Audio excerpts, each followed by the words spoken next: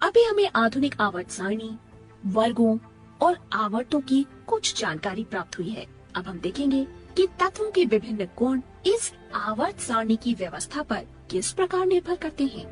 आधुनिक आवर्त सारणी का मूल आधार है तत्वों की परमाणु संख्या। आधुनिक आवर्त सारणी में तत्वों को उनके परमाणु संख्या के आरोही क्रम में आयोजित किया गया है। इसीलिए आवर्त में बाएं से दाएं जाएं तो परमाणु संख्या बढ़ती जाती है और समूह में ऊपर से नीचे आते हुए भी परमाणु संख्या बढ़ती जाती है। आधुनिक आवर्त सारणी में आवर्त में बाएं से दाएं जाने पर तत्वों में परमाणु द्रव्यमान बढ़ता जाता है। समूह में ऊपर से नीचे जाते हुए भी तत्वों का परमाणु द्रव्यमान बढ़ता जाता है। अब हम तत्वों के अन्य महत्वपूर्ण गुण की चर्चा करेंगे। ये है संयोजकता। संयोजकता क्या होती है? किसी भी तत्व की संयोग करने की क्षमता संयोजकता कहलाती है। किसी भी रासायनिक अभिक्रिया में तत्व के परमाणु के सबसे बाहरी कोश में इलेक्ट्रॉन ही संयोग करते हैं। इसीलिए उन्हें संयोजी इलेक्ट्रॉन भी कहते हैं और बाहरी कोश को संयोजी कोश। संयोजी इलेक्ट्रॉन की संख्या ही तत्व की संयोजकता निर्धारित करती है।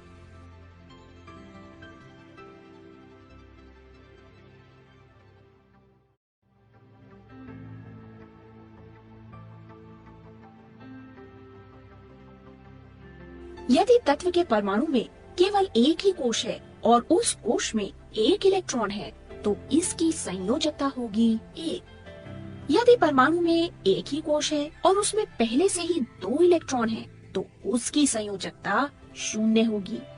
जानते हैं क्यों? इसलिए क्योंकि प्रथम कोश में अधिकतम 2 ही इलेक्ट्रॉन संभव हो सकते हैं और यदि 2 इलेक्ट्रॉन पहले से ही है तो फिर उस परमाणु को और इलेक्ट्रॉन की आवश्यकता ही नहीं है और इसीलिए उसकी संयोजकता 0 होगी।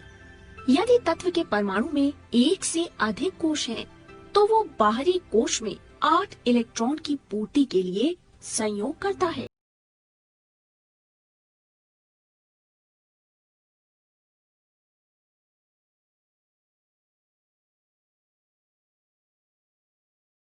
सबसे बाहरी कोश में पहले से ही 8 इलेक्ट्रॉन हो तो उसकी संयोजकता 0 होगी। यदि तत्व के परमाणु के सबसे बाहरी कोश में 8 से कम इलेक्ट्रॉन हो तो संयोजकता क्या होगी?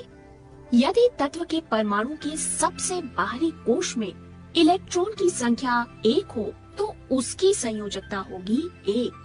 इसी प्रकार यदि तत्व के परमाणु के बाहरी कोश में 2 इलेक्ट्रॉन हो तो इसकी संयोजकता होगी 2। यदि किसी तत्व के परमाणु के बाहरी कोश में 3 इलेक्ट्रॉन होंगे तो इसकी संयोजकता होगी 3। यदि किसी तत्व के परमाणु के बाहरी कोश में 4 इलेक्ट्रॉन हो तो इसकी संयोजकता होगी 4।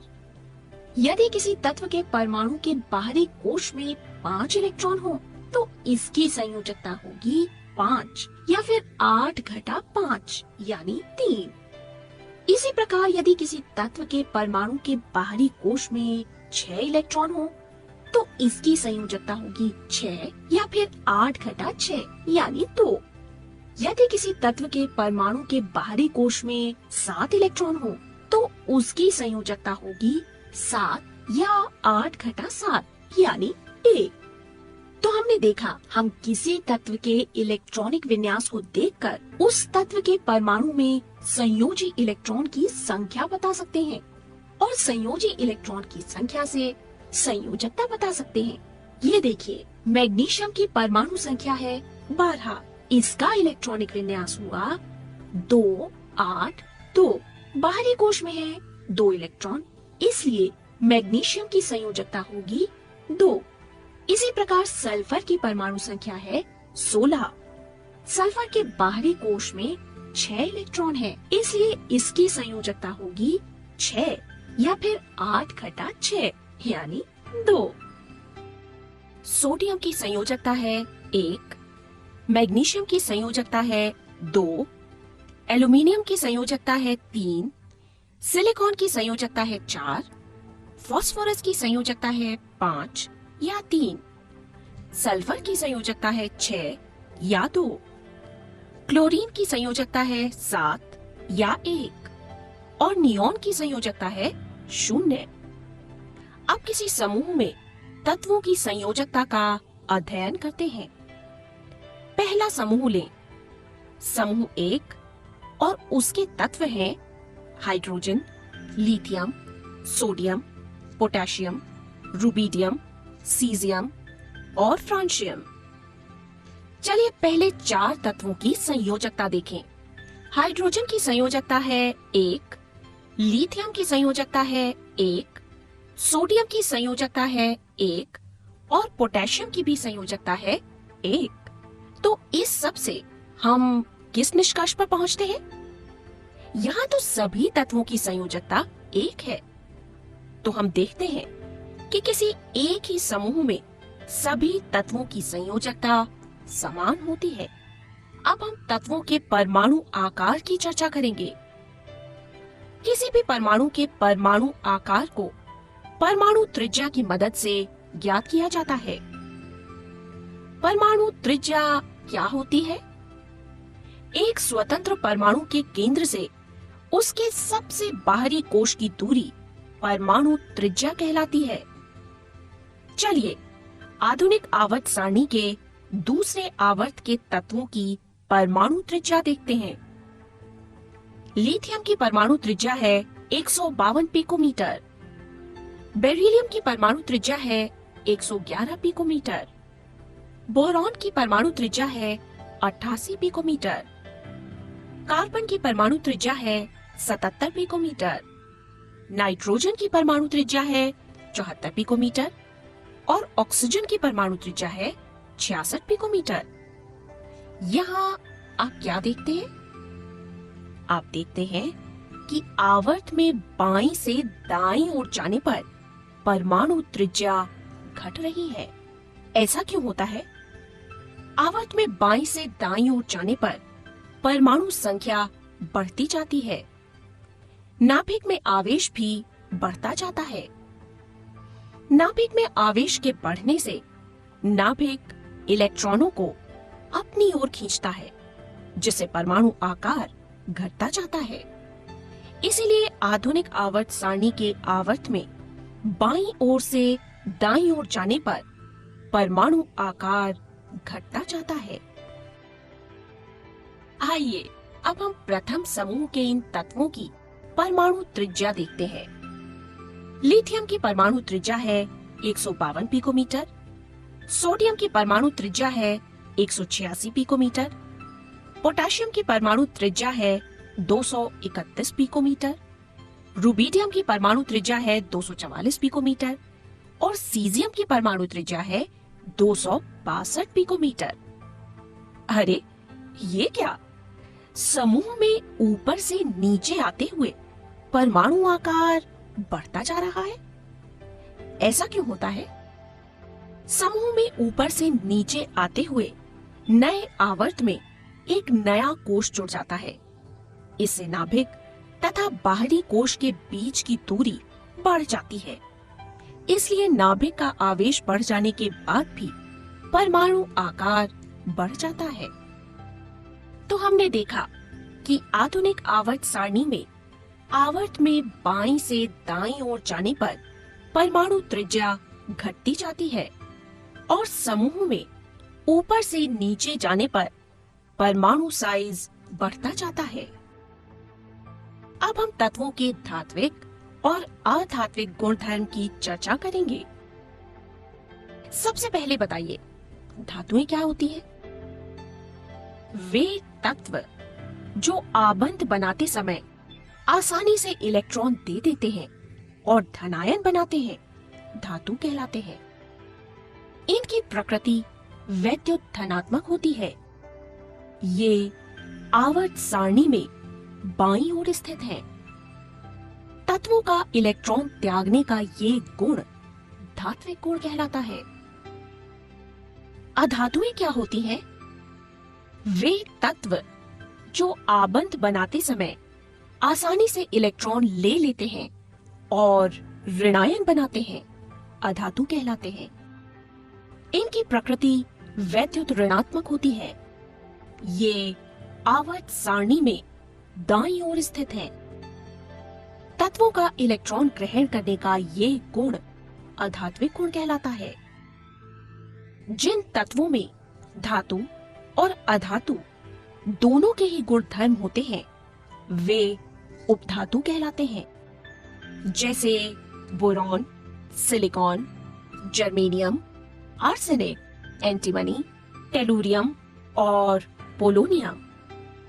चलिए अब हम तीसरे आवर्त के तत्व देखें। सोडियम, मैग्नीशियम और एल्युमिनियम धातुएं हैं क्योंकि ये इलेक्ट्रॉन देकर धनायन बनाते हैं। सिलिकॉन है अर्धधातु या उपधातु। जानते हैं क्यों? वो इसलिए कि सिलिकॉन में धातु और अधातु दोनों के ही गुण होते हैं।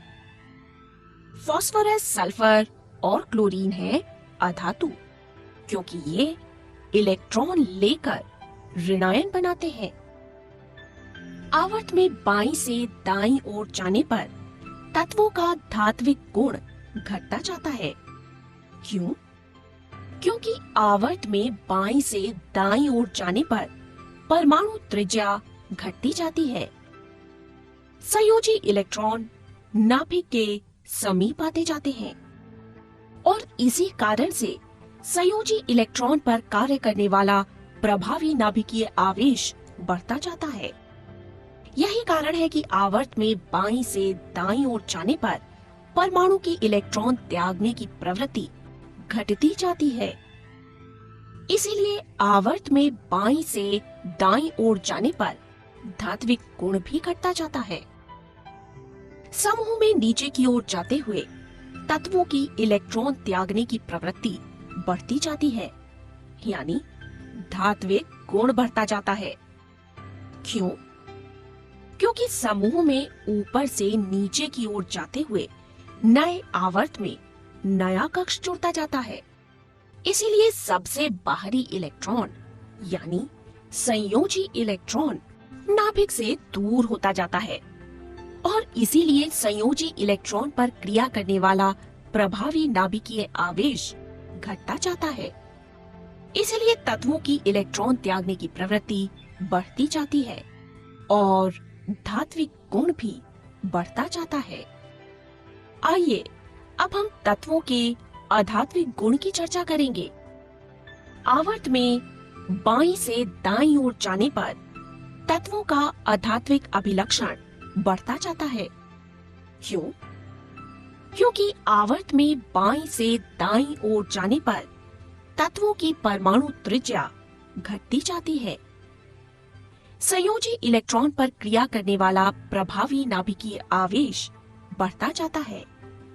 इसलिए बाईं से दाईं ओर जाने पर इलेक्ट्रॉन देने की प्रवृत्ति कम हो जाती है और इलेक्ट्रॉन ग्रहण करने की प्रवृत्ति बढ़ती जाती है, यानी आध्यात्मिक अभिलक्षण बढ़ता जाता है।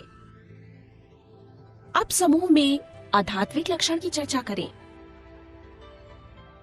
समूह में ऊपर से नीचे जाने पर अतिरिक्त कक्ष के जुड़ने से तत्वों का आकार बढ़ता जाता है और संयोजकता इलेक्ट्रॉन पर क्रिया करने वाला प्रभावी नाभिकीय आवेश घटता जाता है, जिससे तत्व की इलेक्ट्रॉन ग्रहण करने की क्षमता कम होती जाती है, यानी आध्यात्मिक अभिलक्षण कम होता जाता है। इसीलिए तो समूह 15 में सबसे ऊपर नाइट्रोजन और फास्फोरस धातु हैं और वहीं नीचे बिस्मथ एक धातु है। तो अब तुम समझे तत्वों का वर्गीकरण और उनका लाभ। यदि आपको एक समूह या एक आवर्त के किसी एक तत्व के गुणों की जानकारी हो तो आप उस समूह या आवर्त के अन्य तत्वों के गुणों के बारे में भी बहुत सी बातें बता सकते हैं, क्योंकि एक ही समूह के तत्वों के कई गुण समान होते हैं और आवर्त में भी गुणों के परिवर्तन में एक क्रम होता है। आपके लिए तत्वों के गुणों को समझना और याद करना आसान हो जाएगा।